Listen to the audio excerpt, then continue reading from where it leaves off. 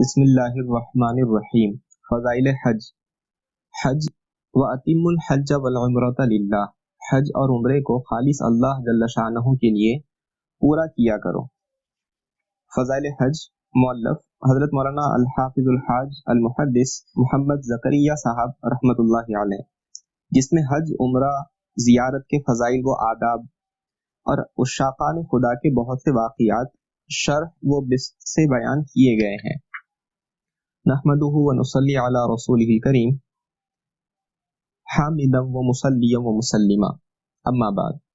اس سیاکار کے قلم سے تبلیغی سلسلے میں پہلے بھی چند رسالے شائع ہو چکے ہیں، اور اللہ جل شانہ کے فضل سے ان کے دینی منافع کے متعلق اکابر و احباب کی طرف سے تحریری و زبانی پیامات بھی خلاف توقع اتنی کثرت سے پہنچے جب جو معجب تعجب ہے، یعنی تعجب کا سبب ہے، اپنی نااہلیت کی وجہ سے نہ ان سے اس قدر نفع کی توقع تھی، یعنی اتنی امید نہیں تھی، نہ اپنی بدعمالیوں اور کم مائیگی یعنی بے حیثیتی کی وجہ سے وہ اس قابل تھے کہ ان سے اتنا نفع مخلوق کو پہنچے۔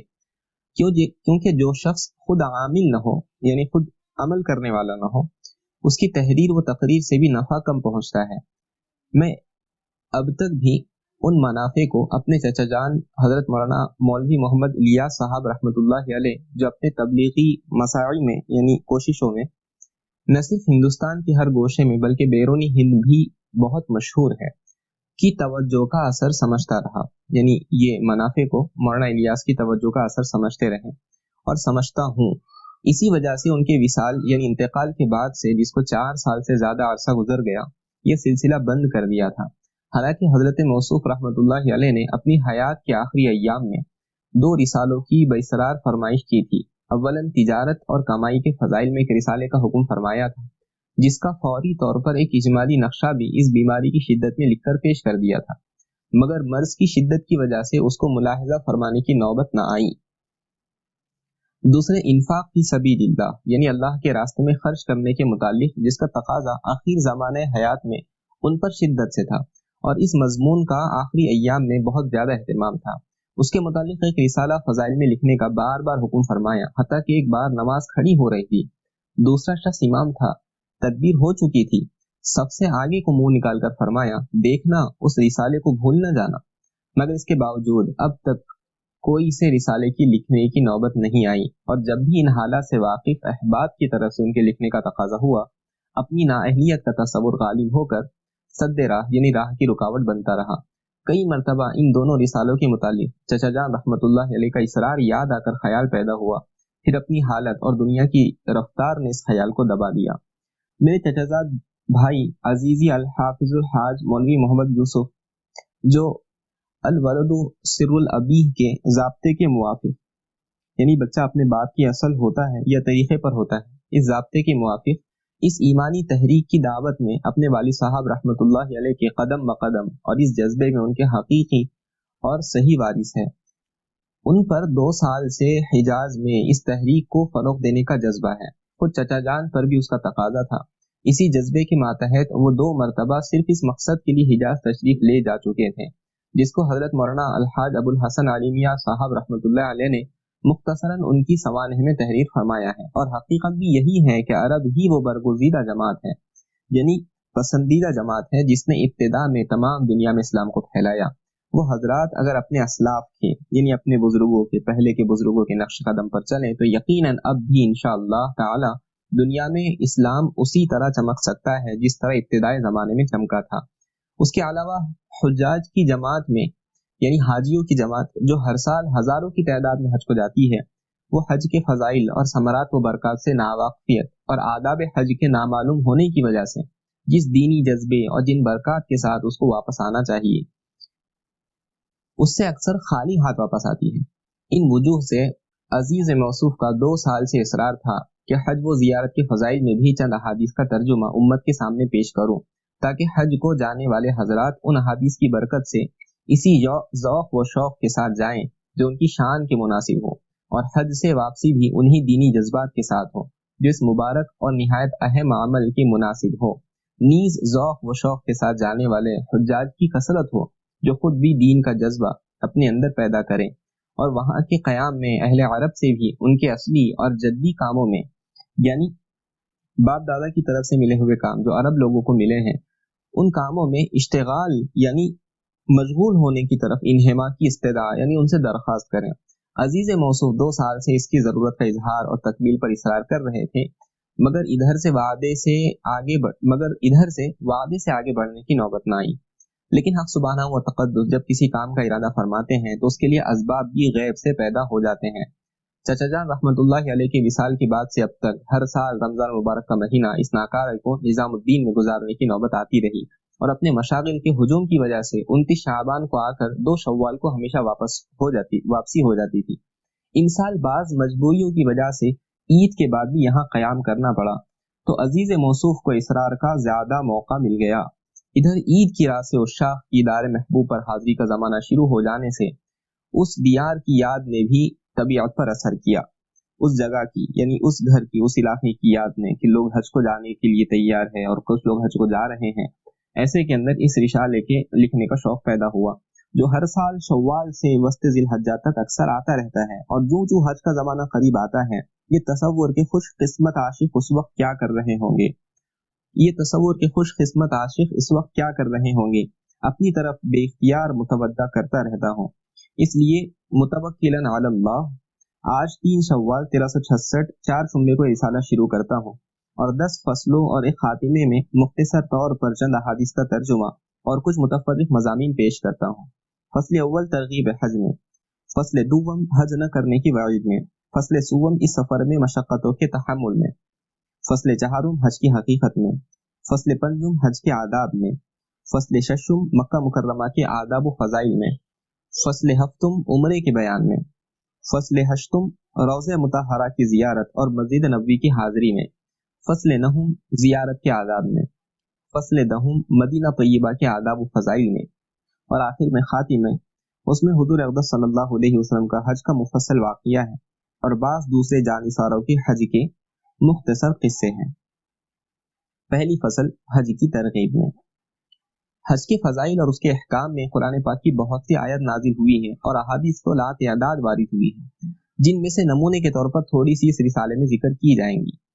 میں اپنے ہر رسالے میں اختصار کی بہت کوشش کرتا ہوں، یعنی رسالے کو چھوٹا کرنے کی کوشش کرتا ہوں کہ دینی چیزوں کے لیے نہ پڑھنے والوں کے پاس وقت زیادہ ہے، دینی چیزوں کے لیے نہ پڑھنے والوں کے پاس وقت زیادہ ہے، نہ رسالے کے بڑے ہو جانے کی وجہ سے قیمت میں اضافہ ہو جانے کے بعد خریدنے والوں کے پاس پیسہ زیادہ ہے۔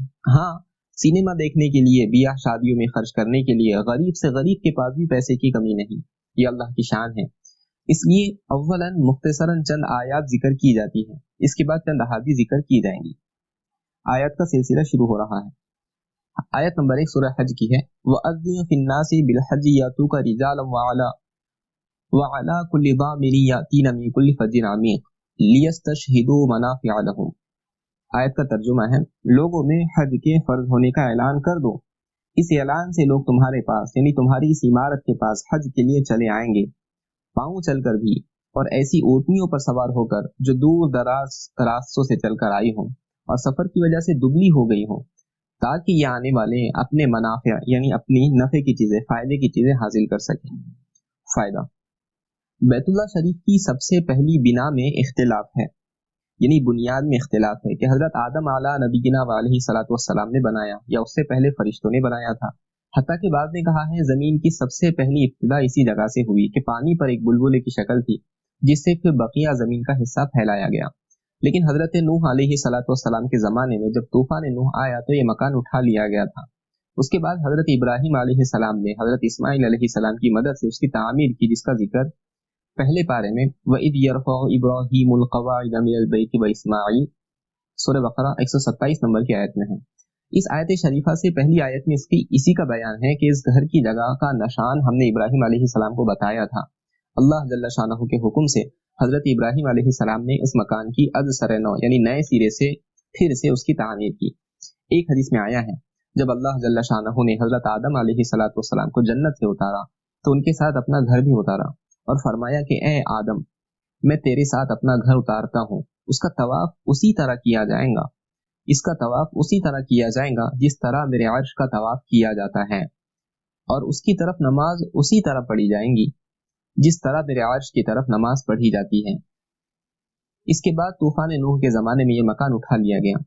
इसके बाद अंबिया अलैहिस्सलातु वस्सलाम इस जगह का तवाफ करते थे, मकान न था। इसके बाद हजरत इब्राहिम अलैहिस्सलाम को अल्लाह जल्ल शानहू ने इस जगह मकान बनाने का हुक्म फरमाया और जगह की तायुन यानी जगह को मुकर्रर करना, उसकी निशानदही करना, ये खुद फरमाया। हदीस में आता है जब हजरत इब्राहिम अलैहिस्सलाम बैतुल्लाह शरीफ की तामीर से फारिग हुए तो बारगाह खुदावंदी में अर्ज किया कि तामीर से फरागत हो चुकी है। इस पर अल्लाह जल्ल शानहू की तरफ से हुक्म हुआ कि लोगों में हज का ऐलान करो, जिसका ऊपर की आयत में जिक्र है। हजरत इब्राहिम अलैहिस्सलाम ने अर्ज किया, या अल्लाह, मेरी आवाज किस तरह पहुंचेगी? अल्लाह जल्ल शानहू ने फरमाया कि आवाज का पहुंचाना हमारे जिम्मे है।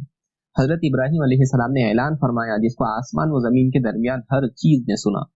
आज इसमें कोई इश्काल नहीं रहा कि लासुल्की यानी बगैर तार की, जिसको वायरलेस कहते हैं, उससे एक मुल्क से दूसरे मुल्क तक आवाज पहुंच रही है। तो लासिल्की यानी वायरलेस के बनाने वालों का बनाने वाला जब आवाज पहुंचाने का इरादा करे तो इसमें क्या इश्काल हो सकता है? दूसरी हदीस में है कि इस आवाज को हर शख्स ने सुना और लब्बैक कहा, जिसके माने है कि मैं हाजिर हूँ।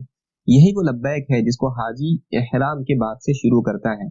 जिस शख्स की किस्मत में अल्लाह जल्ल शानहू ने हज की सआदत लिखी थी वो इस आवाज से बहरावर हुआ, उस आवाज से फायदा उठाने वाला बना और लब्बैक कहा। दूसरी हदीस में आया है जिस शख्स ने भी खौफ वो पैदा हो चुका था या अभी तक आलम अरवाह में था, उस वक्त लब्बैक कहा, वो हज जरूर करता है। एक हदीस में है जिसने एक मरतबा लब्बैक कहा वो एक हज करता है, जिसने उस वक्त 2 मरतबा लब्बैक कहा वो 2 मरतबा हज करता है, और उसी तरह जिसने इससे ज्यादा मरतबा लब्बैक कहा उतने ही हज उसको नसीब है। किस कदर खुश नसीब है वो रूहें जिन्होंने उस वक्त दमादम लब्बैक कहा होगा, 20 हज उनको नसीब हुए या होंगे। दूसरी आयत है जिसका तर्जुमा है, हज का जमाना चंद महीने हैं जो मशहूर व मालूम है, यानी यकुम शव्वाल से 10 जिल हज्जा तक। बस जो शख्स इन अय्याम में अपने ऊपर हज मुकर्रर कर लें कि हज का एहराम बांध ले तो फिर न कोई फहश बात जायज है, न हुक्म उदूली दुरुस्त है, न किसी किस्म का झगड़ा ज़ैबा है, बल्कि उसको चाहिए कि हर वक्त नेक काम में लगा रहे। और जो नेक काम करोगे हक़ तआला शानहू उसको जानते हैं, उनको हर शख्स की हर बात का हर वक्त इल्म रहता है, उसके मुआफिक उसको जजा या सजा देते हैं, इसलिए उन नेकियों का बहुत बदला अता फरमाएंगे जो उन मुबारक औकात में की जाएंगी। ये सूरह बकरा की 197 नंबर की आयत का तर्जुमा था। फायदा, फहश बात 2 तरह की होती है। एक वो जो पहले से भी नाजायज थी, उसका गुनाह हज की हालत में करने से ज्यादा हो जाता है। दूसरे वो जो पहले से जायज थी, जैसा कि अपने बीवी से बेहिजाबी की बात करना, हज में वो भी जायज नहीं रहती। इसी तरह हुक्म अदूली भी 2 तरह की है। एक वो जो पहले ही से नाजायज थी, जैसा कि सारे गुनाह, उनकी माफियत हज की हालत में ज्यादा सख्त हो जाएंगी, यानी उनका गुनाह हज की हालत में बहुत ज्यादा हो जाएगा। दूसरे वो उमूर जो पहले से जायज थे अब हज की वजह से नाजायज हो गए, जैसा कि खुशबू लगाना या ये अब नाजायज हो गया। ऐसे ही लड़ना झगड़ना पहले से भी बुरा है मगर हज में और भी ज्यादा बुरा है। अगरचे हुक्म उदूली में झगड़ा करना भी दाखिल है, मगर चूंकि हज में अक्सर साथियों में नज़ा हो ही जाता है, यानी बेतकल्लुफी लड़ाई झगड़ा हो जाता है, इसलिए एहतमाम की वजह से उसको खास तौर से जिक्र फरमाया, जैसा कि आइंदा पहली हदीस के ज़ैल में भी उसका जिक्र आ रहा है। आयत नंबर 3, अल-यौमा अकमलतु लकुम दीनकुम व अतममतु अलैकुम निअमती व रदीतु लकुमुल इस्लाम दीना। सूरह माइदा की 3 नंबर की आयत का तर्जुमा बयान किया जा रहा। आज के दिन तुम्हारे लिए तुम्हारे दीन को मैंने हर तरह कामिल व मुकम्मल बना दिया और तुम पर अपना इनाम आज पूरा कर दिया, और मैंने इस्लाम को तुम्हारा दीन बनने के लिए हमेशा को पसंद कर लिया कि क़यामत तक तुम्हारा यही दीन रहेगा, उसको मनसूख करके दूसरा दीन तजवीज़ न किया जाएगा। फायदा, हज के अहम फजाइल में से ये भी है कि ये आयत शरीफा जिसमें तकमील दीन का मज़दा यानी खुशखबरी है, हज के मौके पर नाजिल हुई। इमाम गज़ाली रहमतुल्लाह अलैह ने इहया में लिखा है कि हज इस्लाम के बुनियादी अरकान में है, इसी पर अरकान का इख्तिताम हुआ है और इसी पर इस्लाम की तकमील व ततमीम हुई है, यानी इस्लाम इसी पर मुकम्मल हुआ है, पूरा हुआ है। इसी में आयत अल-यौमा अकमलतु लकुम नाजिल हुई। एक हदीस में आया है कि यहूद के बाद उलमा ने हजरत उमर रज़ी अल्लाह अन्हु से अर्ज किया कि तुम कुरान पाक में एक आयत पढ़ते हो, अगर वो आयत हम पर नाजिल होती तो हम उस दिन को ईद का दिन बनाते, यानी सालगिरह के तौर पर उस दिन को खुशी मनाते। حضرت عمر رضی اللہ عنہ نے ارشاد فرمایا وہ کون سی آیت ہے؟ انہوں نے عرض کیا الیوم اکملت لکم دینکم۔ حضرت عمر رضی اللہ عنہ نے فرمایا مجھے معلوم ہے کہ یہ کس دن اور کہاں نازل ہوئی۔ الحمدللہ ہمارے یہاں اس وقت 2 عیدیں جمع تھی، ایک جمعہ کا دن کہ وہ مسلمانوں کے لیے عید کے دن کے برابر ہے، دوسرے عرفہ کا دن کہ وہ بھی بالخصوص حاجی کے لیے عید کا دن ہے۔ حضرت عمر رضی اللہ عنہ نے فرمایا یہ آیت جمعہ کے دن شام کے وقت عصر کے بعد جبکہ حضور اقدس صلی اللہ علیہ وسلم عرفات کے میدان میں اپنی اونٹنی پر تشریف فرما تھے نازل ہوئی۔ در حقیقت یہ بڑا مزدہ ہے، یعنی خوشخبری ہے جو اس آیت میں سنایا گیا۔ ایک حدیث میں آیا ہے اس آیت شریفہ کے بعد حلت و حرمت کے بارے میں کوئی جدید حکم نازل نہیں ہوا، یعنی حرام حلال کے تعلق سے کوئی نیا حکم نہیں آیا۔ جب آدمی حج میں یہ خیال کریں کہ اس فریضے سے دین کی تکمیل قرار دی گئی ہے اور دین مکمل ہونے کا یہ ذریعہ ہوا ہے تو کتنی ذوق و شوق سے اس فریضے کو ادا کرنا چاہیے وہ ظاہر ہے۔ جب یہ آیت شریفہ نازل ہوئے تو حضور اقدس صلی اللہ علیہ وسلم اپنی اونٹنی پر تھے، وہ اونٹنی بوجھ کی وجہ سے بیٹھ گئی، کھڑی نہ ہو سکی۔ وہی کے وقت حضور اقدس صلی اللہ علیہ وسلم میں وزن بہت بڑھ جاتا تھا۔ حضرت عائشہ رضی اللہ عنہا فرماتی ہیں کہ جب حضور اقدس صلی اللہ علیہ وسلم اونٹنی پر ہوتے اور وہی نازل ہوتی تو وہ اونٹنی اپنی گردن گرا دیتی اور جب تک وہی ختم نہ ہوتی حرکت نہ کر سکتی تھی۔ حضرت عبداللہ بن عمر رضی اللہ عنہما حضور صلی اللہ علیہ وسلم کا ارشاد نقل کرتے ہیں کہ جب وہی نازل ہوتی ہیں تو مجھے خیال ہوتا ہے کہ میری جان نکل جائیں گی۔ حضرت زید بن ثابت رضی اللہ عنہ فرماتے ہیں جب آیت شریفہ لا يستوی القاعدون من المؤمنین غیر اولی الضرر نازل ہوئی تو میں حضور صلی اللہ علیہ وسلم کے پاس بیٹھا ہوا تھا۔ حضور اقدس صلی اللہ علیہ وسلم پر غشی سی طاری ہوئی، بے ہوشی کی حالت طاری ہوئی تو آپ کی ران میری ران پر رکھی گئی، اس کے وزن سے میری ران ٹوٹی جا رہی تھی۔ یہ اللہ کے پاک کلام کی عظمت و ہیبت تھی جس کو ہم لوگ ایسا سراسری اور لاپرواہی سے پڑھتے ہیں جیسا کہ ایک معمولی کلام ہو۔ یہاں تک کہ چند آیت کا ذکر تھا، آگے چند احادیث کا ترجمہ پیش کرتا ہوں۔ احادیث بیان کی جا رہی ہیں، اس میں حدیث نمبر 1 حضور اقدس صلی اللہ علیہ وسلم کا ارشاد ہے جو شخص اللہ کے لیے حج کرے اس طرح کہ اس حج میں نہ رفث ہو یعنی فحش بات اور نہ فسق ہو یعنی حکم عدولی، وہ حج سے ایسا واپس ہوتا ہے جیسا اس دن تھا جس دن ماں کے پیٹ سے نکلا تھا۔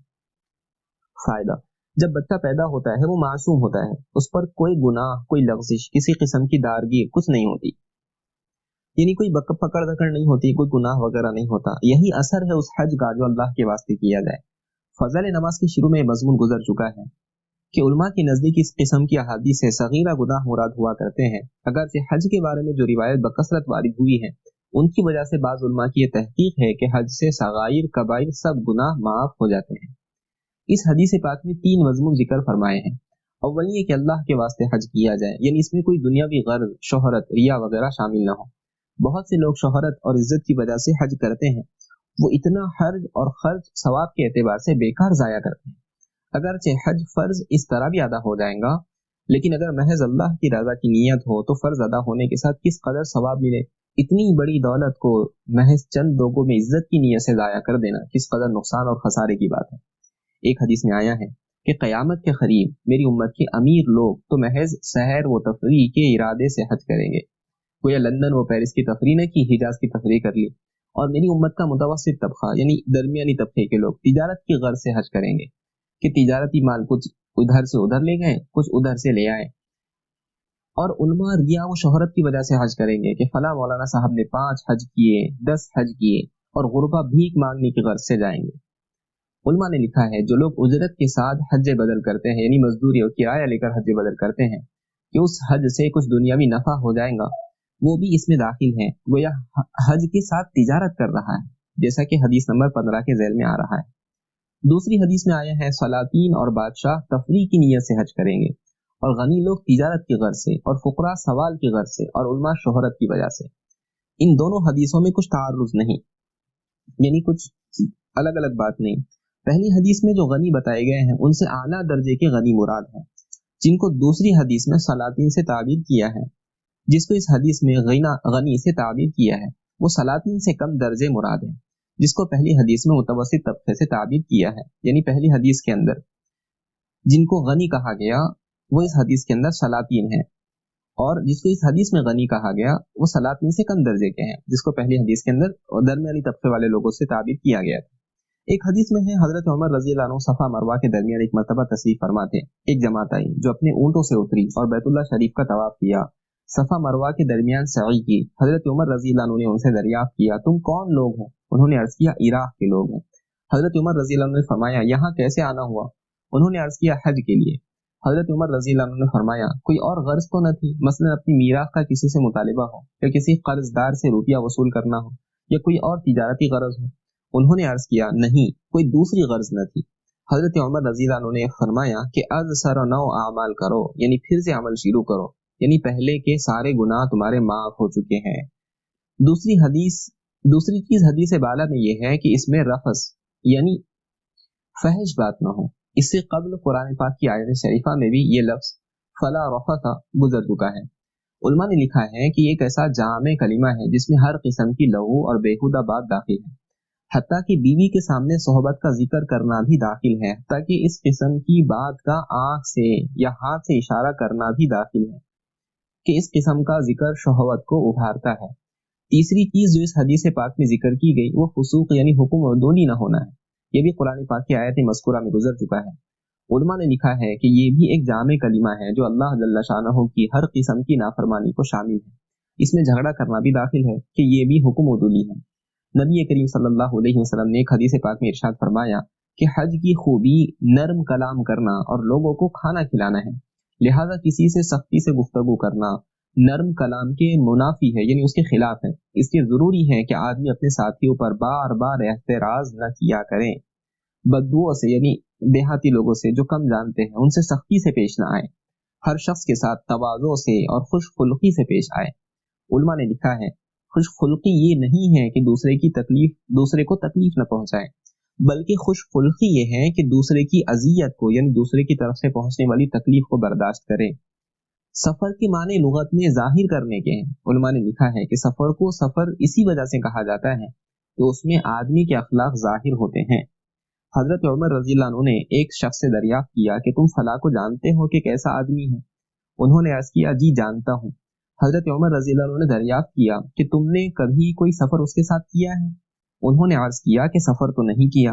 حضرت عمر رضی اللہ عنہ نے فرمایا پھر تم اس کو نہیں جانتے. ایک حدیث میں ہے حضرت عمر رضی اللہ عنہ کے سامنے ایک صاحب نے کسی کی تعریف کی کہ بہت اچھے آدمی ہیں. حضرت عمر رضی اللہ عنہ نے دریافت فرمایا کہ تم نے ان کے ساتھ کوئی سفر کیا ہے؟ انہوں نے عرض کیا سفر تو نہیں کیا. پھر حضرت عمر رضی اللہ عنہ نے دریافت کیا تمہارا ان کے ساتھ کوئی معاملہ پڑا ہے؟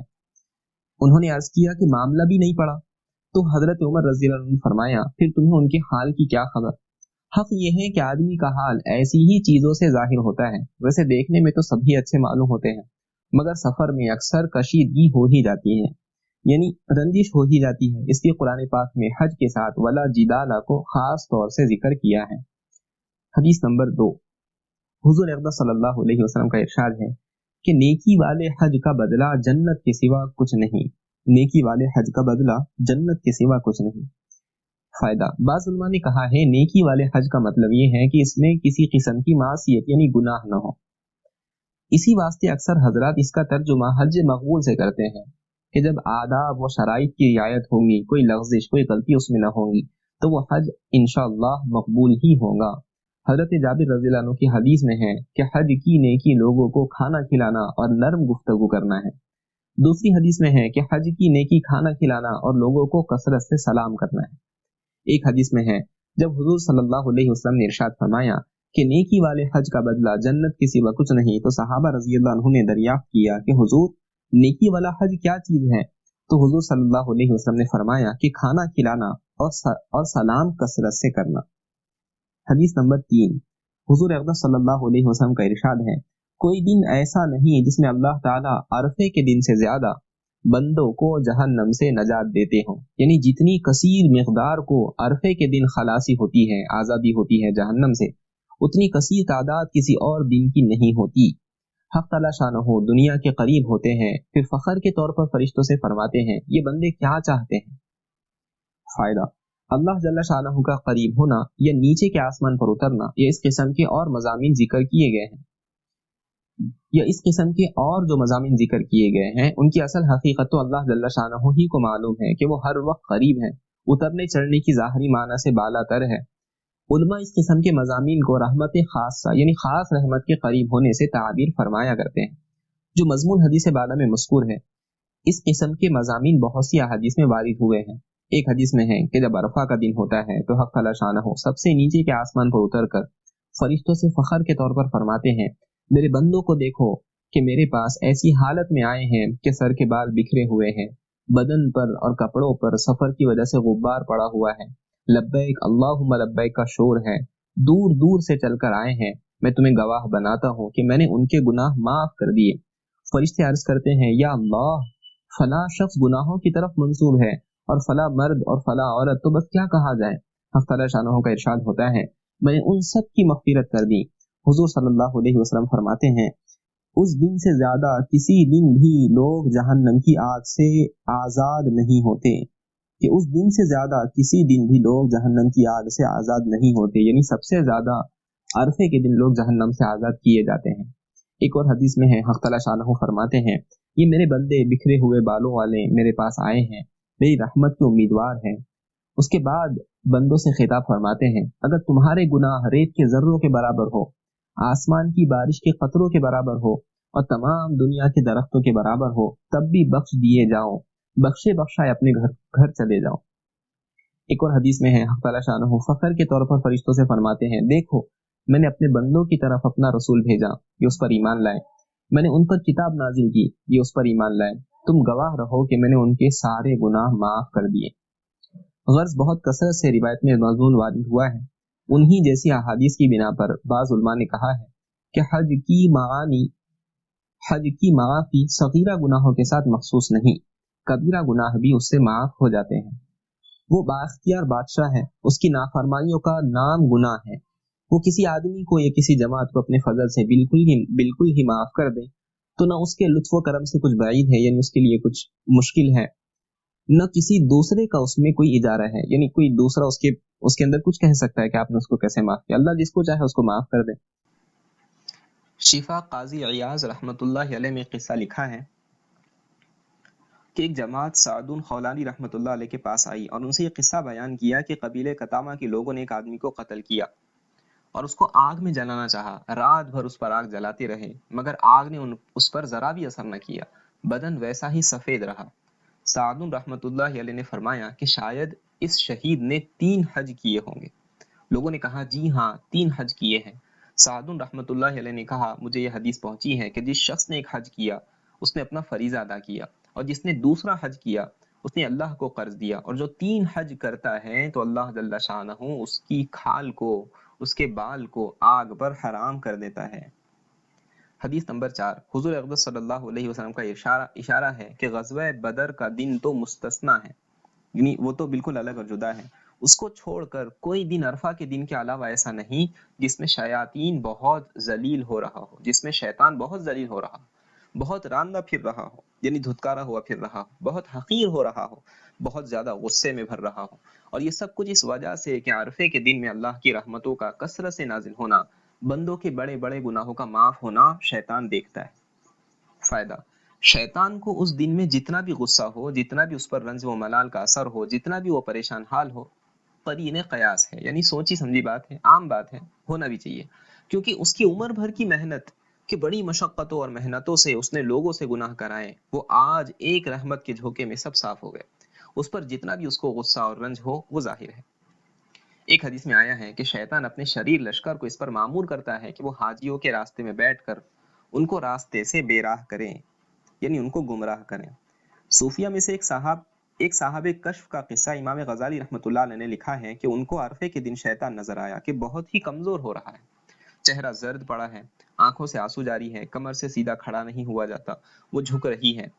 ان بزرگ نے اس سے دریافت فرمایا کہ تو کیوں رو رہا ہے؟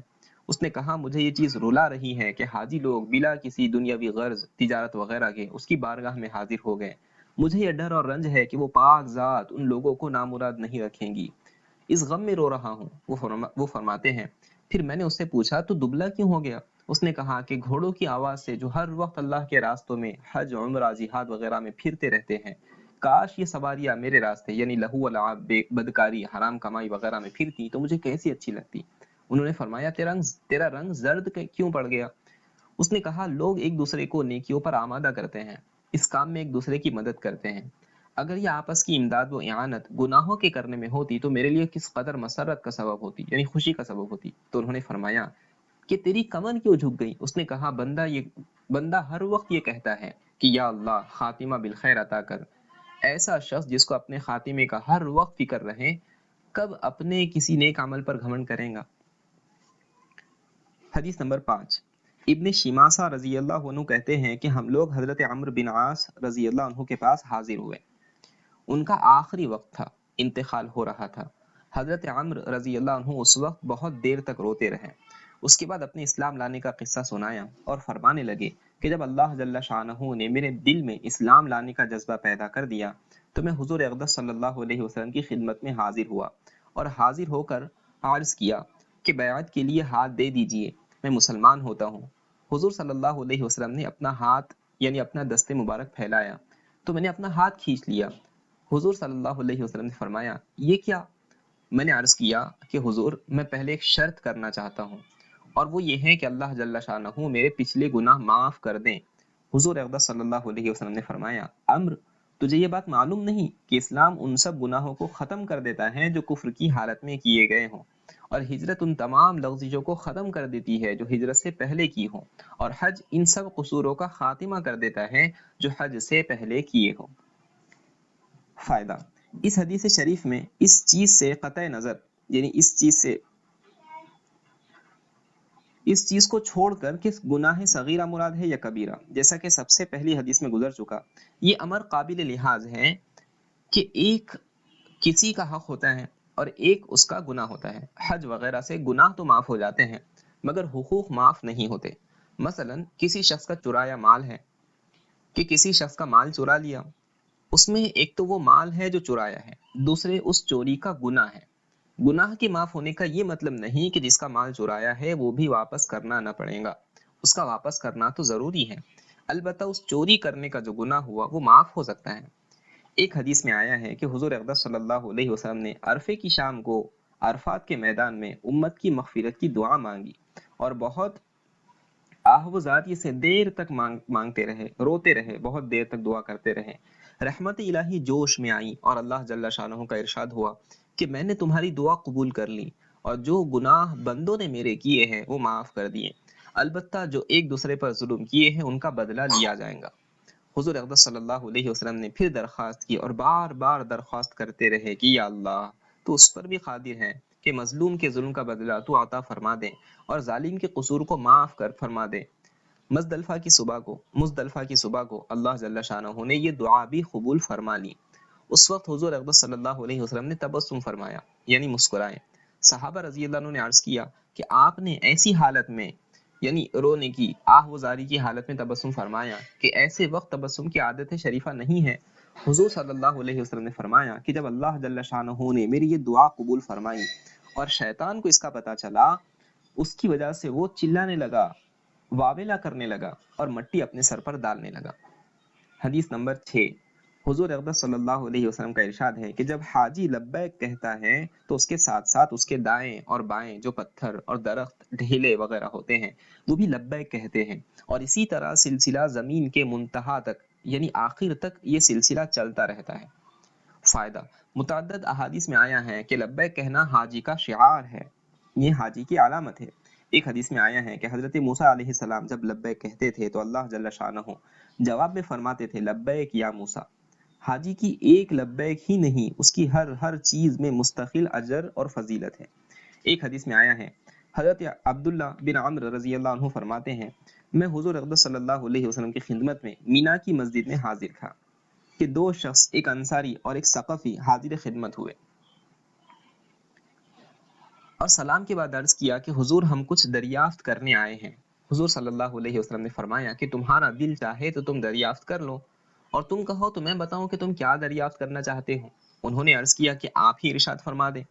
حضور صلی اللہ علیہ وسلم نے فرمایا کہ تم حج کے متعلق دریافت کرنے آئے ہو کہ حج کے ارادے سے گھر سے نکلنے کا کیا ثواب ہے، اور طواف کے بعد 2 رکعت پڑھنے کا کیا فائدہ، اور صفا مروہ کے درمیان دوڑنے کا کیا ثواب، اور عرفات پر ٹھہرنے اور شیطانوں کو کنکریاں مارنے کا کیا ثواب، اور قربانی کرنے کا اور طواف زیارت کرنے کا کیا ثواب ہے۔ انہوں نے عرض کیا کہ اس پاک ذات کی قسم جس نے آپ صلی اللہ علیہ وسلم کو نبی بنا کر بھیجا ہے، یہی سوالات ہمارے ذہن میں تھے۔ حضور صلی اللہ علیہ وسلم نے فرمایا کہ حج کا ارادہ کر کے گھر سے نکلنے کے بعد تمہاری سواری اونٹنی جو ایک قدم رکھتی ہے یا اٹھاتی ہے، وہ تمہارے اعمال میں ایک نیکی لکھی جاتی ہے اور ایک گناہ معاف ہوتا ہے۔ اور طواف کے بعد 2 رکعتوں کا ثواب ایسا ہے جیسا ایک عربی غلام کو آزاد کیا ہو، اور صفا مروہ کے درمیان سعی کا ثواب 70 غلاموں کو آزاد کرانے کے برابر ہے۔ اور عرفات کے میدان میں جب لوگ جمع ہوتے ہیں تو حق تعالی شانہ دنیا کے آسمان پر اتر کر فرشتوں سے فخر کے طور پر فرماتے ہیں کہ میرے بندے دور دور سے پراگندہ بال آئے ہوئے ہیں، میری رحمت کے امیدوار ہے۔ اگر تم لوگوں کے گناہ ریت کے ذروں کے برابر ہو یا بارش کے قطروں کے برابر ہو یا سمندر کے جھاگوں کے برابر ہو، تب بھی میں نے معاف کر دیے۔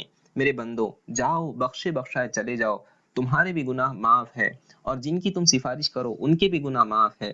اس کے بعد حضور صلی اللہ علیہ وسلم نے فرمایا کہ شیطانوں کے کنکریاں مارنے کا حال یہ ہے کہ ہر کنکری کے بدلے ایک بڑا گناہ جو ہلاک کر دینے والا ہو معاف ہوتا ہے، اور قربانی کا بدلہ اللہ کے یہاں تمہارے لیے ذخیرہ ہے، وہ احرام کھولنے کے وقت، اور احرام کھولنے کے وقت سر منڈھانے میں ہر بال کے بدلے میں ایک نیکی ہے اور ایک گناہ معاف ہوتا ہے۔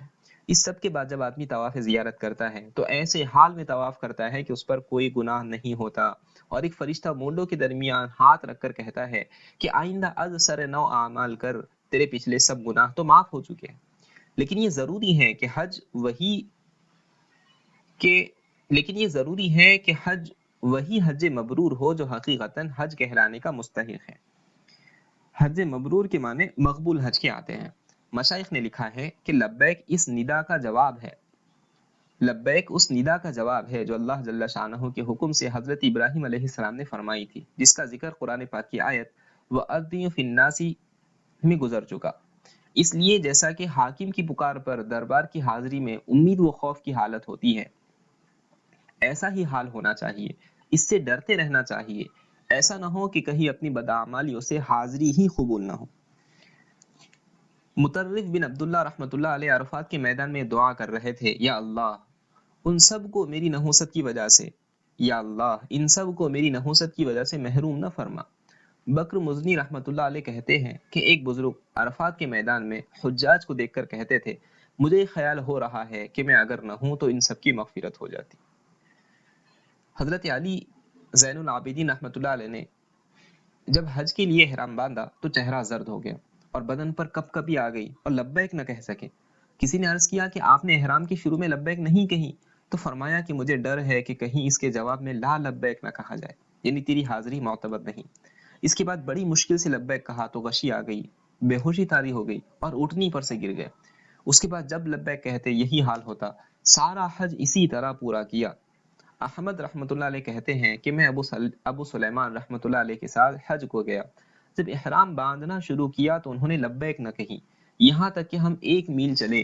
اس کے بعد ان کو غشی آ گئی، جب غشی سے افاقہ ہوا یعنی آرام ہوا تو مجھ سے کہنے لگے، احمد حق تعالی شانہ نے حضرت موسیٰ علیہ السلام کی طرف یہ وحی بھیجی تھی کہ ظالموں سے کہہ دو کہ میرا ذکر کم کیا کرے، اس لیے کہ جب آدمی اللہ جل شانہ کا ذکر کرتا ہے تو اللہ جل شانہ کے ارشاد فَاذْكُرُونِي أَذْكُرُكُمْ، تم مجھے یاد کرو میں تمہیں یاد کروں گا، کی بنا پر حق تعالی شانہ بھی اس ظالم کا ذکر کرتے ہیں۔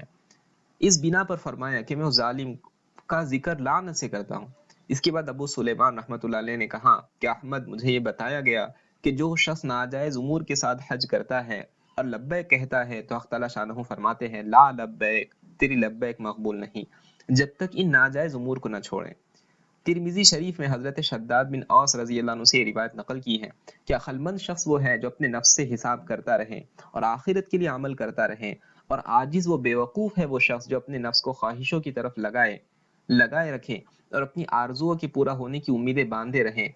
لیکن اس سب کے باوجود اللہ کے لطف و کرم کا امیدوار بھی رہنا چاہیے کہ اس کا فضل اور کرم ہمارے گناہوں سے کہیں زیادہ ہے۔ حضور صلی اللہ علیہ وسلم کی دعا کے الفاظ ہیں، اللہم مغفرتک اوسع من ذنوبی ورحمتک ارجع عندی من عملی، یا اللہ تیری مغفرت میرے گناہوں سے بہت زیادہ وسیع ہے اور تیری رحمت میرے اعمال حسنہ سے زیادہ امید کے قابل ہے۔ ایک بزرگ مکہ مکرمہ میں 70 برس رہے اور برابر حج اور عمرے کرتے رہے، لیکن جب وہ حج یا عمرے کا احرام باندھتے اور لبیک کہتے تو جواب لا لبیک ملتا۔ ایک مرتبہ ایک نوجوان نے ان کے ساتھ ہی احرام باندھا اور ان کو جب لا لبیک کا جواب ملا تو اس نے بھی سنا، تو وہ کہنے لگا چچا جان آپ کو تو لا لبیک کہا۔ کہنے لگے بیٹا تو نے بھی سنا؟ اس نے کہا میں نے بھی سنا ہے۔ اس پر شیخ روئے اور کہنے لگے کہ بیٹا میں تو 70 برس سے یہی جواب سنتا ہوں۔ جوان نے کہا پھر کیوں آپ اتنی مشقت ہمیشہ اٹھاتے ہیں؟ شیخ نے کہا بیٹا اس کے سوا اور کون سا دروازہ ہے جس کو پکڑ لوں، اور اس کے سوا اور کون میرا ہے جس کے پاس جاؤں؟ میرا کام تو کوشش ہے، وہ چاہے رد کرے یا قبول کرے۔ بیٹا غلام کو یہ زیبا نہیں کہ وہ اتنی بات کی وجہ سے آقا کے در کو چھوڑ دے۔ یہ کہہ کر شیخ رو پڑے حتیٰ کہ آنسو سینے تک بہنے لگے۔ اس کے بعد پھر لبیک کہی تو جوان نے سنا کہ جواب میں کہا گیا کہ ہم نے تیری پکار کو قبول کر لیا اور ہم ایسا ہی کرتے ہیں۔ ہر ایک شخص کے ساتھ جو ہمارے ساتھ حسن ظن رکھے یعنی اچھا گمان رکھے، بخلاف اس کے کہ جو اپنی خواہشات کا اتباع کرے اور ہم پر یہ امیدیں باندھے۔ جوان نے جب یہ جواب سنا تو کہنے لگا چچا تم نے بھی یہ جواب سنا؟ شیخ یہ کہہ کر کہ میں نے بھی سن لیا اتنا روئیں کہ چیخیں نکل گئی۔ ابو عبداللہ جلا رحمۃ اللہ علیہ کہتے ہیں کہ میں ذوالحلیفہ میں تھا، ایک نوجوان نے احرام باندھنے کا ارادہ کیا اور وہ بار بار یہ کہہ رہا تھا اے میرے رب مجھے یہ ڈر ہے کہ میں لبیک کہوں اور تو لا لبیک کہہ دے۔ کئی مرتبہ یہی کہتا رہا، آخر ایک مرتبہ اس نے زور سے اللہم لبیک کہا اور اسی میں روح نکل گئی۔ علی بن موفق رحمۃ اللہ علیہ کہتے ہیں کہ میں عرفہ کی شب میں مینا کی مسجد میں ذرا سویا تو میں نے خواب میں دیکھا کہ دو فرشتے سبز لباس پہنے ہوئے آسمان سے اترے۔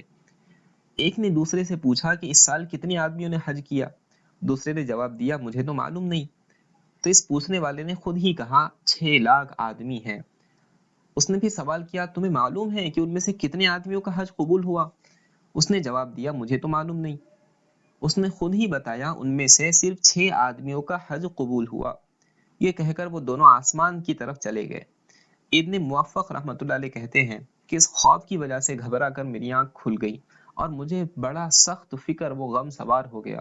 خود اپنے بارے میں سوچ میں پڑ گیا کہ 6 آدمی کل ہے جن کا حج قبول ہوا، میں بھلا ان میں کیسے ہو سکتا ہوں؟ اس کے بعد عرفات سے واپسی پر بھی مجموعے کو دیکھ رہا تھا اور سخت فکر میں تھا کہ اتنا بڑا مجموعہ اور اس میں سے صرف 6 آدمیوں کا حج قبول ہوا۔ مزدلفہ میں اسی سوچ میں میری آنکھ لگ گئی تو وہی دو فرشتے پھر نظر آئے اور وہی سوال و جواب جو اوپر گزرے آپس میں کیے۔ اس کے بعد اس فرشتے نے کہا تمہیں معلوم ہے اللہ جل شانہ نے اس میں کیا حکم فرما دیا؟ دوسرے نے کہا مجھے تو معلوم نہیں۔ تو اس نے کہا یہ فیصلہ ہوا ہے کہ ان 6 میں سے ہر ایک کے طفیل 1 لاکھ کا حج قبول کر لیا جائے۔ ابن موفق رحمۃ اللہ علیہ کہتے ہیں کہ پھر جو میری آنکھ کھلی تو مجھے اتنی خوشی ہو رہی تھی کہ بیان سے باہر ہے۔ انہی بزرگ کا ایک اور قصہ لکھا ہے، وہ کہتے ہیں میں نے 1 سال حج کیا، اس کے بعد مجھے ترس آیا کہ بعض آدمی ایسے بھی ہوں گے جس کا حج قبول نہ ہوا ہو، تو میں نے دعا کی یا اللہ میں نے اپنا حج اس کو بخشا جس کا حج قابل قبول نہ ہو۔ روض الریاحین میں اس قصے میں کچھ الفاظ کی کمی بیشی ہے۔ اس میں لکھا ہے میں نے 50 سے زیادہ حج کیے اور ان سب کا ثواب حضور اقدس صلی اللہ علیہ وسلم اور خلفائے راشدین رضی اللہ عنہم اور اپنے والدین کو بخشتا رہا۔ ایک حج رہ گیا، میں نے عرفات کے میدان میں لوگوں کے رونے کی آوازیں سن کر اس کو بخش دیا جس کا حج قبول نہ ہوا ہو۔ اس کے بعد مزدلفہ میں مجھے خواب میں اللہ جل شانہ کی زیارت ہوئی۔ حق تعالی شانہ نے فرمایا اے علی تو مجھ سے زیادہ سخی بننا چاہتا ہے؟ میں نے سخاوت پیدا کی، میں نے لوگوں کو سخی پیدا کیا، میں تمام سخی لوگوں سے زیادہ سخی، سارے کریموں سے زیادہ کریم اور سارے بخشش کرنے والوں سے زیادہ بخشش کرنے والا۔ میں نے ہر اس شخص کا حج جو قابل قبول نہ تھا اس کے طفیل قبول کر لیا جس کا حج مقبول تھا۔ اور روز میں یہ ہے کہ میں نے ان سب کو بخش دیا اور ان کے ساتھ ان سے کئی چند اور لوگوں کو، اور ان میں سے ہر شخص کی سفارش اس کے گھر والوں میں، اس کے دوستوں میں اور اس کے پڑوسیوں میں قبول کیا۔ ابو عبداللہ جوہری رحمۃ اللہ علیہ کا بھی ایک قصہ اس قسم کا رسالے کی ختم پر حکایت میں نمبر 13 پر آ رہا ہے، اور حضرت زین العابدین رحمۃ اللہ علیہ کے لبیک نہ کہہ سکنے کا قصہ حکایت میں نمبر 17 پر آ رہا ہے۔ ان واقعہ سے معلوم ہوا کہ اللہ جل شانہ کے لطف و کرم سے یہ امید رکھنا چاہیے کہ وہ محض اپنے کرم سے نواز دیں گا۔ ایک حدیث میں آیا ہے وہ شخص بڑا گنہگار ہے جو عرفات کے میدان میں بھی یہ سمجھے کہ میری مغفرت نہیں ہوئی۔ حدیث نمبر 7، حضور اقدس صلی اللہ علیہ وسلم کا ارشاد ہے کہ حاجی کی سفارش 400 گھرانوں میں مقبول ہوتی ہے، یا یہ فرمایا کہ اس کے گھرانے میں سے 400 آدمیوں کے بارے میں قبول ہوتی ہے۔ راوی کو شک ہو گیا کہ کیا الفاظ فرمائے تھے، اور یہ بھی فرمایا کہ حاجی اپنے گناہوں سے ایسا پاک ہو جاتا ہے جیسا کہ پیدائش کے دن تھا۔ فائدہ: 400 آدمیوں کے بارے میں سفارش قبول ہونے کا یہ مطلب ہے کہ اتنے لوگوں کی مغفرت کا تو گویا اللہ جل شانہ کی طرف سے وعدہ ہے، اور اس سے زیادہ میں کوئی مانع نہیں، کوئی رکاوٹ نہیں۔ بہت سی روایتوں میں وارد ہوا ہے کہ حاجی جن کے لیے دعائیں مغفرت کرتا ہے وہ قبول ہوتی ہیں۔ حضرت فضیل بن عیاض رحمۃ اللہ علیہ، جو مشہور صوفیہ میں ہیں، ایک مرتبہ عرفات کے میدان میں ارشاد فرمانے لگے کہ تم لوگوں کا کیا خیال ہے اگر یہ سارا کا سارا مجموعہ کسی کریم کے دروازے پر جا کر ایک چھدام اس سے مانگے، یعنی کوئی چھوٹی سی چیز اس سے مانگے، کیا وہ کریم انکار کر دے گا؟ لوگوں نے کہا کبھی بھی انکار نہیں کر سکتا۔ فرمانے لگے خدا کی قسم، اللہ جل شانہ کے نزدیک ان سب کی مغفرت کر دینا اس کریم کے چھدام دینے سے بھی زیادہ آسان ہے۔ اللہ تعالیٰ کے کرم کے مقابلے میں یہ کچھ بھی نہیں۔ حدیث نمبر 8، حضور اقدس صلی اللہ علیہ وسلم کا ارشاد ہے، جب کسی حاجی سے ملاقات ہو تو اس کو سلام کرو اور اس سے مصافحہ کرو، اور اس سے پہلے کہ وہ اپنے گھر میں داخل ہو اپنے لیے دعائے مغفرت کی اس سے درخواست کرو کہ وہ اپنے گناہوں سے پاک و صاف ہو کر آیا ہے۔ فائدہ: ایک حدیث میں آیا ہے کہ مجاہد اور حاجی اللہ کا وفد ہے، یعنی مخصوص جماعت ہے۔ جو مانگتے ہیں وہ ان کو ملتا ہے، جو دعا کرتے ہیں وہ قبول ہوتی ہے۔ اور دوسری حدیث میں بھی مختلف الفاظ سے مضمون وارد ہوا ہے۔ ایک حدیث میں خود حضور اقدس صلی اللہ علیہ وسلم کی یہ دعا آئی ہے کہ یا اللہ، تو حاجی کی بھی مغفرت کر، اور جس کی مغفرت کی حاجی دعا کرے اس کی بھی مغفرت فرما۔ ایک حدیث میں آیا ہے حضور صلی اللہ علیہ وسلم نے 3 مرتبہ یہ دعا کی۔ اس سے اور بھی زیادہ تاکید معلوم ہوتی ہے۔ حضرت عمر رضی اللہ عنہ سے نقل کیا گیا کہ حاجی کی بھی اللہ کے یہاں سے مغفرت ہے، اور حاجی 20 ربیع الاول تک جس کے لیے دعائے مغفرت کرے اس کی بھی مغفرت ہے۔ سلف کا معمول تھا کہ وہ حجاج کی مشایعت بھی کرتے تھے، یعنی رخصت کرنے کے لیے ان کے ساتھ چند قدم چلتے بھی تھے، اور ان کا استقبال بھی کرتے تھے، اور ان سے دعا کی درخواست کرتے تھے۔ حدیث نمبر 9، حضور اقدس صلی اللہ علیہ وسلم کا ارشاد ہے، حج میں خرچ کرنا جہاد میں خرچ کرنے کی طرح سے 1 روپیے کا بدلہ 700 روپیہ ہے۔ فائدہ: ایک حدیث میں آیا ہے حضور اقدس صلی اللہ علیہ وسلم نے حضرت عائشہ رضی اللہ عنہا سے ارشاد فرمایا کہ تیرے عمرے کا ثواب تیرے خرچ کے بقدر ہے، یعنی جتنا زیادہ اس میں خرچ کیا جائے گا اتنا ہی ثواب ہوگا۔ ایک حدیث میں ہے کہ حج میں خرچ کرنا اللہ کے راستے میں خرچ کرنا ہے، جس کا ثواب 700 درجہ المضاعف ہوتا ہے، یعنی دگنا، اس سے زیادہ ڈبل ہوتا جاتا ہے۔ ایک حدیث میں آیا ہے حج میں خرچ کرنا 1 درم 4 کروڑ درم کے برابر ہے، یعنی 1 روپیہ 4 کروڑ روپیہ خرچ کرنے کے برابر ہے۔ اس کے بعد بھی اگر مسلمان وہاں جا کر روپیہ خرچ کرنے میں بخل یا کنجوسی کا خیال کریں تو کس قدر خسارے کی بات ہے۔ مشائخ نے حج کے آداب میں خرچ کرنے میں تنگی نہ کرنا خاص طور سے ذکر کیا ہے۔ امام غزالی رحمۃ اللہ علیہ فرماتے ہیں کہ اسراف سے مراد اچھے لذیذ چیزوں کے کھانے اور پینے پر خرچ کرنا مراد ہے، لیکن وہاں کے لوگوں پر خرچ کرنے میں کوئی اسراف ہے ہی نہیں۔ میرے مشائخ کا ارشاد ہے اگر کھانے پینے کی چیزوں میں بھی وہاں کے تاجروں کی اعانت کا ارادہ کر لیں تو یہ بھی پھر اپنی ذات پر خرچ کی بجائے وہاں کے اہل ضرورت پر خرچ بن جاتا ہے۔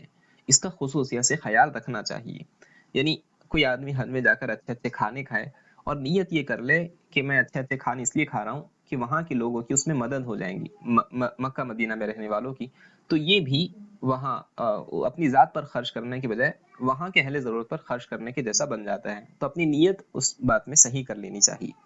مجھے اپنے آقا و مرشد حضرت اقدس مولانا خلیل احمد صاحب نبر اللہ مرقدہ کی ہم رکابی میں، یعنی ان کے ساتھ ساتھ 2 مرتبہ اس پاک زمین پر حاضری کی سعادت نصیب ہوئی۔ میں نے ہمیشہ حضرت کا یہ معمول بڑی خصوصیت سے دیکھا کہ وہاں کے قیام میں ہند کے واقف جانے والے اگر کوئی ہدیہ پیش کرتے تو اول حضرت بڑے اصرار سے اس کو یہ کہہ کر واپس فرماتے کہ یہاں کے لوگ زیادہ مستحق ہیں، ان کی خدمت میں پیش کیا جائے۔ مخصوص اہل فضل و کمال کا پتہ بھی بتا دیتے۔ اس کے بعد اگر کوئی اصرار کرتا تو مجبوراً حضرت قبول فرما کر اس ناکارے کو اس ارشاد کے ساتھ مرحمت فرما دیتے کہ اس کی کوئی چیز بازار سے منگا لینا کہ یہاں کے تاجروں کی بھی مدد کرنا چاہیے۔ حضرت عمر رضی اللہ عنہ کا ارشاد ہے کہ آدمی کے کریم ہونے کے آثار میں سے ہیں کہ اس کے سفر کا توشہ عمدہ ہو۔ علماء نے لکھا ہے توشے کے عمدہ ہونے سے خود اس کا بہتر ہونا بھی مراد ہو سکتا ہے، اور خرچ کرنے میں طبیعت پر بار نہ ہونا یہ بھی مراد ہو سکتا ہے۔ حضرت عمر رضی اللہ عنہ کا ارشاد ہے کہ بہترین حاجی وہ ہے جس کی نیت میں اخلاص ہو، نفقے میں بہتر ہو، اور اللہ کے ساتھ یقین کامل ہو۔ ایک ضعیف حدیث میں آیا ہے جو شخص اللہ کی رضا کی جگہ خرچ کرنے میں بخل کرتا ہے اس کو اس سے کئی گنا زیادہ اللہ کی ناراضی میں خرچ کرنا پڑتا ہے، اور جو شخص کسی دنیاوی غرض سے حج فرض کو تاخیر کرتا ہے اس کی غرض اس وقت تک مؤخر کر دی جاتی ہے جب تک لوگ حج سے فارغ ہو کر نہ آ جائیں، اور جو شخص اپنے کسی مسلمان بھائی کی مدد کرنے سے پہلو تہی کرتا ہے اس کو کسی گناہ کی چیز میں اعانت کرنی پڑتی ہے، یعنی کسی مسلمان بھائی کی مدد کرنے میں وہ اپنا دامن بچا لیں تو اس کو کسی گناہ کی چیز میں اس کی مدد کرنا پڑتی ہے۔ حدیث نمبر 10، حضرت جابر رضی اللہ عنہ حضور اقدس صلی اللہ علیہ وسلم سے نقل کرتے ہیں کہ حاجی فقیر ہرگز نہیں ہو سکتا۔ حضرت جابر رضی اللہ عنہ روایت کرتے ہیں کہ حضور اقدس صلی اللہ علیہ وسلم نے ارشاد فرمایا کہ حاجی فقیر ہرگز نہیں ہو سکتا۔ فائدہ، ایک دوسری حدیث میں ارشاد ہے کہ حج اور عمرے کی کثرت فقر کو روکتی ہے۔ ایک اور حدیث میں آیا ہے لگاتار حج و عمرہ برے خاتمے سے بھی حفاظت کا سبب ہے اور فقر کو بھی روکتے ہیں۔ ایک حدیث میں ہے حج کرو غنی بنو گے، سفر کرو صحت یاب ہوں گے، یعنی تبدیل آب و ہوا اکثر صحت کا سبب ہوتی ہے۔ بہت کثرت سے اس بات کا تجربہ ہوا ہے۔ ایک حدیث میں ہے کہ لگاتار حج و عمرہ فقر اور گناہوں کو ایسا دور کرتے ہیں جیسا کہ آگ کی بھٹی لوہے کے میل کو دور کرتی ہے۔ حدیث نمبر 11، حضرت عائشہ رضی اللہ عنہ فرماتی ہیں کہ میں نے حضور اقدس صلی اللہ علیہ وسلم سے جہاد میں شرکت کی اجازت مانگی، حضور صلی اللہ علیہ وسلم نے ارشاد فرمایا کہ تمہارا جہاد حج ہے۔ فائدہ، ایک اور حدیث میں حضرت عائشہ رضی اللہ عنہ سے نقل کیا ہے کہ انہوں نے حضور صلی اللہ علیہ وسلم سے پوچھا کیا عورتوں پر بھی جہاد ہے؟ حضور صلی اللہ علیہ وسلم نے فرمایا ہاں، ایسا جہاد ہے جس میں قتال نہیں، اور وہ حج اور عمرہ ہے۔ حضرت حسین رضی اللہ عنہ فرماتے ہیں ایک شخص حضور صلی اللہ علیہ وسلم کی خدمت میں حاضر ہوئے اور عرض کیا میں ضعیف بھی ہوں اور کم ہمت بھی ہوں۔ حضور صلی اللہ علیہ وسلم نے فرمایا آؤ میں تمہیں ایسا جہاد بتاؤں جس میں کوئی کانٹا بھی نہیں چبھتا، یعنی زخم ذرا بھی نہیں، اور وہ حج ہے۔ ایک حدیث میں حضرت عائشہ رضی اللہ عنہا سے نقل کیا ہے انہوں نے عرض کیا یا رسول اللہ، ہم دیکھتے ہیں کہ جہاد سب اعمال سے افضل ہے، کیا ہم عورتیں جہاد نہ کیا کریں؟ حضور صلی اللہ علیہ وسلم نے فرمایا تمہارے لیے افضل جہاد حج مقبول ہے۔ حضرت ابو ہریرہ رضی اللہ عنہ فرماتے ہیں حضور صلی اللہ علیہ وسلم نے ارشاد فرمایا کہ بوڑھے اور ضعیف لوگوں کا اور عورتوں کا جہاد حج ہے۔ ایک اور حدیث میں ہے کہ بچے اور بوڑھے اور ضعیف آدمیوں کا اور عورتوں کا جہاد حج اور عمرہ ہے۔ اس قسم کے بہت سے ارشادات احادیث میں وارد ہیں۔ ان سب کے علاوہ ایک اور ارشاد حضور صلی اللہ علیہ وسلم کا حدیث میں آیا ہے، اور وہ یہ ہے کہ حضور صلی اللہ علیہ وسلم نے اپنے حج کے موقع پر عورتوں سے ارشاد فرمایا کہ یہ حج ہے جس کو تم کر رہی ہو، اس کے بعد اپنے گھر کے بوریوں پر رہنا۔ اس حدیث پاک کی وجہ سے امہات المؤمنین رضی اللہ عنہم نے بھی حضرت زینب اور حضرت سعودہ رضی اللہ عنہ نے تو کوئی حج اس کے بعد کیا نہیں، اور یہ فرمایا کرتی تھی کہ جب ہم نے حضور اقدس صلی اللہ علیہ وسلم سے خود یہ ارشاد سنا پھر ہم کیسے گھر سے سفر کے لیے نکلے۔ لیکن اور باقی ازواج مطہرات رضی اللہ عنہم پہلی احادیث کی بنا پر حج اور عمرے کے لیے تشریف لے جاتی رہیں۔ حضور صلی اللہ علیہ وسلم کے دونوں ارشاد اپنی جگہ پر بالکل صحیح ہیں اور ان میں کوئی تعارض نہیں۔ اصل یہ ہے کہ عورتوں کا مسئلہ بڑا نازک ہے، ان کا سفر بڑی شرائط کو چاہتا ہے، اس لیے جہاں تک حج اور عمرہ اور اس کی فضیلت کا تعلق ہے عورتوں کے لیے وہ بہترین جہاد اور بہترین عبادت ہے، لیکن چونکہ اس میں کچھ شرائط اور پابندیاں ہیں جن کا حاصل ہونا اکثر دشوار ہو جاتا ہے، اس لیے احتیاطاً حضور صلی اللہ علیہ وسلم نے فرما دیا وہ پابندی احتیاط کی اور محرم کے وجود کی ہے، یعنی محرم ساتھ میں ہو تب یہ چیزیں ہو سکتی ہیں۔ بہت سی احادیث میں ارشاد ہے کہ عورت کے لیے سفر ناجائز ہے اس وقت تک کہ اس کے ساتھ کوئی محرم نہ ہو۔ ایک حدیث میں ہے کہ کوئی مرد ہرگز کسی اجنبی عورت کے ساتھ تنہا مکان میں نہ رہے، کوئی عورت ہرگز بغیر محرم کے سفر نہ کریں۔ ایک حدیث میں وارد ہوا ہے عورت پردے کی چیز ہے، جب گھر سے نکلتی ہے تو شیطان اس کے پیچھے لگ جاتا ہے اور اس کی فکر میں رہتا ہے۔ ایک حدیث میں ہے کہ جس جگہ تنہا اجنبی مرد و عورت ہوں گے وہاں تیسرا شخص شیطان ہوگا۔ ایک حدیث میں ہے کہ نامحرم عورتوں کے پاس جانے سے بہت بچو۔ کسی نے عرض کیا حضور اگر دیور ہو؟ حضور صلی اللہ علیہ وسلم نے فرمایا کہ دیور تو موت ہے۔ موت ہونے کا مطلب یہ ہے کہ اس کے لیے ہلاکت کے اسباب بوجہ ہر وقت کی قرب کے بہت زیادہ پیدا ہو سکتے ہیں۔ اس قسم کی بہت سی وعیدیں احادیث میں وارد ہیں، اور سفر میں بسا اوقات اجنبی مردوں کے ساتھ تنہا مکان میں رہ جانے کی نوبت آ جاتی ہے، اور بغیر محرم کے تو سفر جائز ہے ہی نہیں، چاہے تنہا رہنے کی نوبت آئے یا نہ آئے۔ بس اس صورت میں نیکی برباد گناہ لازم کا قصہ ہو جاتا ہے۔ حدیث نمبر 12، حضور اقدس صلی اللہ علیہ وسلم کا ارشاد ہے کہ جو حج کا ارادہ کریں اس کو جلدی کرنا چاہیے، جو حج کا ارادہ کریں اسے جلدی کرنا چاہیے۔ دوسری حدیث میں ارشاد ہے کہ فرض حج میں جلدی کرو، نہ معلوم کیا بات پیش آ جائے۔ ایک اور حدیث میں ارشاد ہے حج میں جلدی کرو، کسی کو بات کی کیا خبر ہے کہ کوئی مرض پیش آ جائے یا کوئی اور ضرورت درمیان میں لاحق ہو جائے۔ ایک اور حدیث میں ہے حج نکاح سے مقدم ہے، حج نکاح سے مقدم ہے۔ ایک حدیث میں ہے جس کو حج کرنا ہے جلدی کرنا چاہیے، کبھی آدمی بیمار ہو جاتا ہے، کبھی سواری کا انتظام نہیں رہتا، کبھی اور کوئی ضرورت لاحق ہو جاتی ہے۔ ایک حدیث میں ہے حج کرنے میں جلدی کرو، نہ معلوم کیا عذر پیش آ جائے۔ ان احادیث کی بنا پر ائمہ میں سے ایک بڑی جماعت کا مذہب یہ ہے کہ جب کسی شخص پر حج فرض ہو جائے تو اس کو فوراً ادا کرنا واجب ہے، تاخیر کرنے سے گناہ ہوتا ہے۔ ایک حدیث میں آیا ہے فرض حج ادا کرو، وہ 20 مرتبہ جہاد کرنے سے بڑا ہوا ہے۔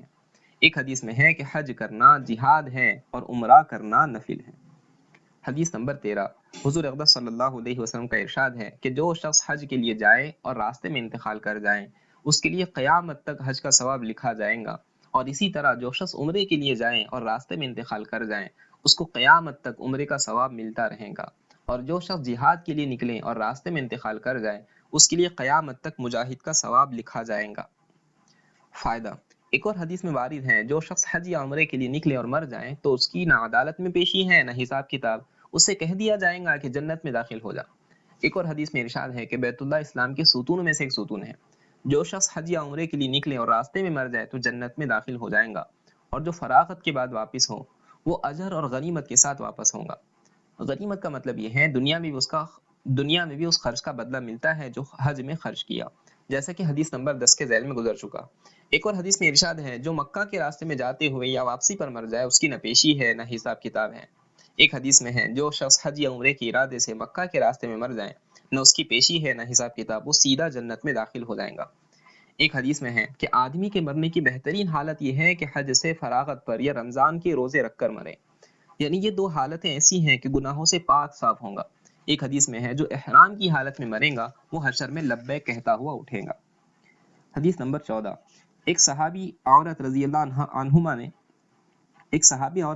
عنہا نے حضور اقدس صلی اللہ علیہ وسلم سے دریافت کیا کہ حضور، اللہ کے فریضہ حج نے میرے باپ کو ایسی حالت میں پایا کہ وہ بوڑھے ہیں، سواری پر بھی سوار نہیں ہو سکتے، کیا میں ان کی طرف سے حج بدل کروں؟ حضور صلی اللہ علیہ وسلم نے فرمایا کہ ہاں، ان کی طرف سے حج کرو۔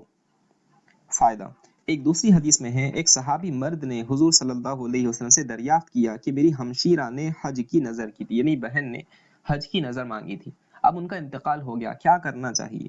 حضور صلی اللہ علیہ وسلم نے فرمایا اگر ان کے ذمے کسی کا قرض ہوتا تو تم ادا کرتے یا نہ کرتے؟ انہوں نے عرض کیا جی حضور، ادا کرتا۔ حضور صلی اللہ علیہ وسلم نے فرمایا کہ اللہ کا قرض ہے، اس کو ادا کرو۔ ایک اور صحابی رضی اللہ عنہ کا قصہ ہے، انہوں نے حضور صلی اللہ علیہ وسلم سے عرض کیا میرے والد بہت بوڑھے ہیں، نہ حج کر سکتے ہیں، نہ عمرہ کر سکتے ہیں، نہ سفر کر سکتے ہیں۔ حضور صلی اللہ علیہ وسلم نے فرمایا کہ اپنے والد کی طرف سے حج بھی کرو، عمرہ بھی کرو۔ ایک حدیث میں حضور صلی اللہ علیہ وسلم نے اس نوع کے سوال کے جواب میں فرمایا اگر تیرے باپ کے ذمے قرضہ ہوتا تو ادا کرتا، تو ادا ہو جاتا یا نہیں؟ انہوں نے عرض کیا ادا ہو جاتا۔ حضور صلی اللہ علیہ وسلم نے فرمایا پھر تو اللہ بڑے رحم والے ہیں، یعنی وہ قرض کیوں نہ قبول فرمائیں گے، اپنے باپ کی طرف سے حج کر۔ ایک حدیث میں ارشاد ہے جو شخص اپنے والدین کی طرف سے ان کے انتقال کے بعد حج کرے اس کے لیے جہنم کی آگ سے خلاصی ہے، اور والدین کے لیے پورا حج لکھا جاتا ہے، اس کے ثواب میں کوئی کمی نہیں ہوتی، اور کسی اپنے قریبی رشتہ دار کے لیے اس سے بڑھ کر صلہ رحمی نہیں ہے کہ اس کے مرنے کے بعد اس کی طرف سے حج کر کے اس کی قبر میں پہنچائیں۔ ایک صحابی رضی اللہ عنہ نے دریافت کیا یا رسول اللہ، جب میرے والدین زندہ تھے تو میں ان کے ساتھ حسن سلوک کیا کرتا تھا، اب ان کا انتقال ہو گیا، اب میں ان کے ساتھ حسن سلوک کرنا چاہتا ہوں تو اس کا کیا طریقہ ہے؟ حضور صلی اللہ علیہ وسلم نے فرمایا جب اپنے لیے نماز پڑھو تو ان کے لیے بھی نماز پڑھو، یعنی نماز پڑھ کر اس کا ثواب ان کو پہنچاؤ، اور جب اپنے لیے روزے رکھو تو ان کے لیے بھی روزے رکھو۔ ایک صحابی رضی اللہ عنہ نے حضور اقدس صلی اللہ علیہ وسلم سے دریافت کیا کہ ہم اپنے مردوں کی طرف سے صدقہ کرتے ہیں، حج کرتے ہیں، ان کے لیے دعائیں مغفرت کرتے ہیں، یہ ان تک پہنچتا ہے؟ حضور صلی اللہ علیہ وسلم نے فرمایا پہنچتا ہے، اور وہ اس سے ایسے خوش ہوتے ہیں جیسا کہ تمہارے پاس طباخ میں کوئی ہدیہ پیش کیا گیا ہو، بڑی تھالی کے اندر کوئی ہدیہ پیش کیا تو کتنا خوشی ہوگی۔ ہم لوگوں کو اسی طرح مردوں کو ان اعمال کے ثواب سے خوشی ہوتی ہے۔ دوسرے کی طرف سے حج دو طرح کیا جاتا ہے. ایک صورت تو یہ ہے کہ کسی کی طرف سے حج نفل کریں، اس کے لیے تو کوئی شرط نہیں، جس کا دل چاہے جس کی طرف سے چاہے حج نفل یا عمرہ یا طواف کر سکتا ہے.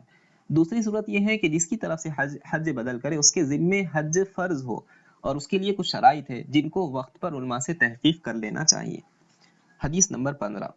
حضور صلی اللہ علیہ وسلم کا ارشاد ہے، حق تعالی شانہ حج بدل میں ایک حج کی وجہ سے 3 آدمیوں کو جنت میں داخل فرماتے ہیں.